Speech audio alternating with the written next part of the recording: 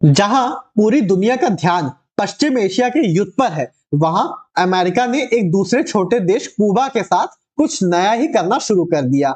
यहाँ कोई हेडलाइन तो नहीं बनी अभी तक, पर बिना किसी बॉम्ब के क्यूबा की इलेक्ट्रिसिटी और पावर छीन ली गई।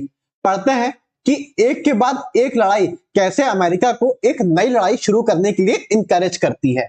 यूएस और इसराइल की लड़ाई की वजह से पूरी दुनिया इनस्टेबिलिटी की तरफ बढ़ गई है। सबको एनर्जी क्राइसिस है, सब देश इफेक्टेड है, सब जगह महंगाई बढ़ रही है। ये चीज अभी खत्म नहीं हुई, ऑन गोइंग ही है कि साथ में कुछ और हो रहा है दुनिया में जहां लोगों का ध्यान बहुत कम जा रहा है। कैरिबियन सी के पास क्यूबा में अमेरिका ने एक नया फ्रंट ऑलरेडी खोल रखा है। तो दिसंबर 2025 से यूएस ने क्यूबा पे फ्यूल ब्लॉकेड इंपोज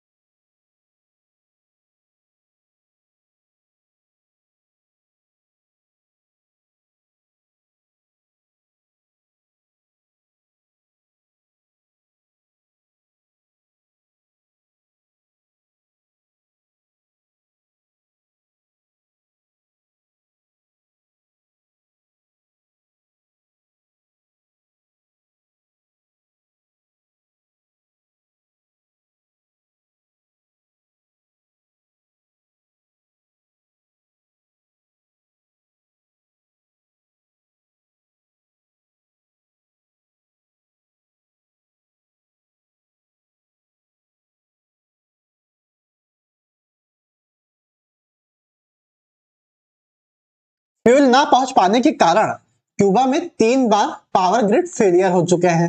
साथ में जितने भी गवर्नमेंट ऑफिसेज और एसेंशियल सर्विसेज थी वो बंद हो गई हैं। और फूड सप्लाई चेन है जो खास तौर से पेरिशेबल फूड जो खराब हो जाता है उनकी सप्लाई भी डिसरप्ट हो गई है। खाना खराब हो रहा है, कोल्ड स्टोरेज काम नहीं कर रहा है, गवर्नमेंट ऑफिस काम नहीं कर रहा है क्योंकि एनर्जी ही नहीं है। तो ये दिखाता है कि यूएस ने कैसे क्यूबा को पूरी तरह से एस्फिक्सिएट कर दिया है, मतलब इकोनॉमिकली सफोकेट कर दिया है, पूरी तरह से आर्थिक पाबंदियां लगा दी हैं क्योंकि अब उनके पास कोई रिसोर्सेस ही नहीं है जिससे उनकी इकोनॉमी आगे बढ़ सके। ये क्या पॉलिटिकल मैसेज देता है?